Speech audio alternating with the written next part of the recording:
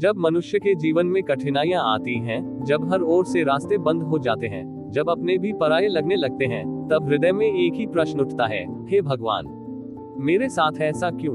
लेकिन उसी समय श्री कृष्ण की मधुर वाणी गूंजती है, सब्र रखो, भगवान सब कुछ देख रहा है। ये वाणी कोई साधारण वाक्य नहीं, बल्कि एक गहरा संदेश है। जीवन में हर घटना, हर परिस्थिति, हर दर्द ईश्वर की दृष्टि में है। वह मौन है, पर अंधे नहीं। वह देर करते हैं, पर अंधकार में नहीं छोड़ते। सब्र का अर्थ क्या है? सब्र का अर्थ केवल प्रतीक्षा नहीं, बल्कि विश्वासपूर्वक प्रतीक्षा है। सब्र वह शक्ति है जो मनुष्य को टूटने से बचाती है। श्री कृष्ण कहते हैं, जो धैर्यवान है वही जीवन में विजेता है। जैसे किसान बीज बोने के बाद तुरंत फल नहीं मांगता, वैसे ही हमें भी कर्म करने के बाद परिणाम की जल्दी नहीं करनी चाहिए, क्योंकि हर कर्म का फल अपने समय पर ही मिलता है।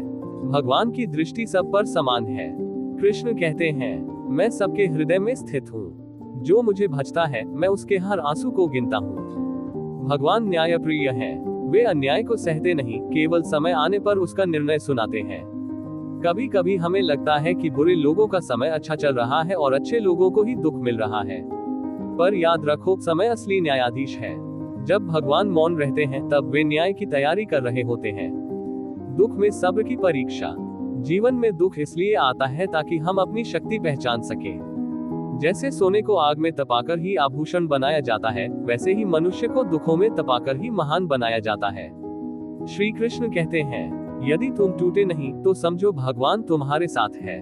जो सब्र रखता है वही भगवान के रहस्य को समझ सकता है। जो अधीर हो जाता है वह अवसर खो देता है। दुख के क्षणों में भगवान हमारे साथ चलते हैं, बस हम देख नहीं पाते। सब्र ही भक्ति की पहचान है। भक्ति का मतलब केवल पूजा पाठ नहीं है, बल्कि भगवान के फैसले पर भरोसा करना है। कृष्ण कहते हैं, जो मुझे सच्चे मन से याद करता है उसे मैं कभी अकेला नहीं छोड़ता। जब आप सब्र रखते हैं तो आप कह रहे होते हैं, हे कृष्ण, मैं तुम्हारे फैसले पर भरोसा करता हूँ। और यही सबसे ऊंचा रूप है भक्ति का, अदृश्य भगवान पर अटूट विश्वास। सब्र से मिलता है समय का वरदान। कभी कभी भगवान तुरंत उत्तर नहीं देते क्योंकि समय अभी तैयार नहीं होता। अगर सब कुछ हमारी इच्छा के अनुसार होता तो शायद हम खुद को कभी नहीं समझ पाते।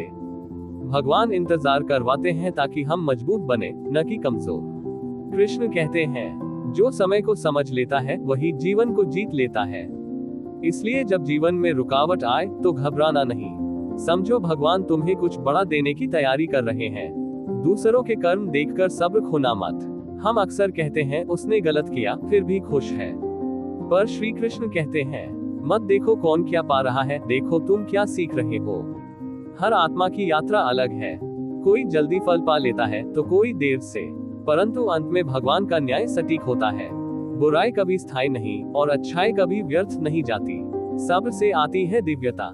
जब इंसान सब्र रखना सीख लेता है तो उसके चेहरे पर एक अजीब सी शांति आ जाती है। वह क्रोध में भी मुस्कुराता है, हार में भी विश्वास रखता है। ऐसे ही मनुष्य में भगवान का अंश प्रकट होता है। कृष्ण कहते हैं, शांत व्यक्ति ही मुझे पा सकता है, अशांत व्यक्ति मुझसे दूर हो जाता है। इसलिए सब्र रखना केवल जीवन का उपाय नहीं, बल्कि भगवान तक पहुंचने का मार्ग है। जब समय कठिन हो, अगर आज तुम्हारे साथ बुरा हो रहा है तो रुक कर सोचो, शायद भगवान तुम्हें किसी बड़े संकट से बचा रहे हो। कभी किसी व्यक्ति का जाना, किसी अवसर का छूटना, किसी अपमान का होना, सब कुछ किसी गहरी योजना का हिस्सा होता है। भगवान कहते हैं, जो मेरी योजना को समझ नहीं पाता वह उसे दुर्भाग्य कहता है। लेकिन जब समय बदलता है तब वही घटनाएं आशीर्वाद बन जाती हैं। सब्र रखो, क्योंकि फल पक्का हो रहा है। बीज जब धरती के भीतर होता है तब भी वह जीवित होता है। वह दिखता नहीं पर बढ़ता रहता है। वैसे ही तुम्हारे कर्म का फल अभी धरती के भीतर पक रहा है।